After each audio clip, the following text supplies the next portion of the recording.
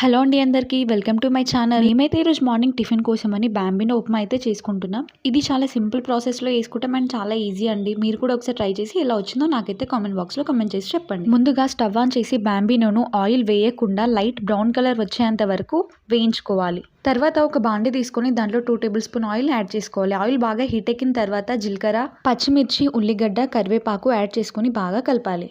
ఇవి బాగా గోలిన తర్వాత దీంట్లోని పసుపు, అల్లం వెల్లుల్లి పేస్ట్ యాడ్ చేసుకొని కొంచెం గోలించుకోవాలి.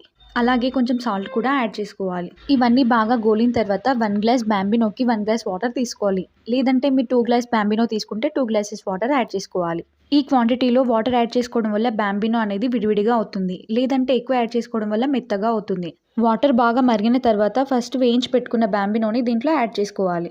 తర్వాత 2 మినిట్స్ మంట లో ఫ్లేమ్లో పెట్టి బాంబినోను ఉడికించుకోవాలి. అంతే, సింపుల్ అండ్ ఈజీ బాంబినో అనేది రెడీ. వీడియోకి లైక్ ఇవ్వడం మర్చిపోకండి. అలాగే నా ఛానల్ని సబ్స్క్రైబ్ చేయండి. Bye friends. మీరేం టిఫిన్ చేశారు?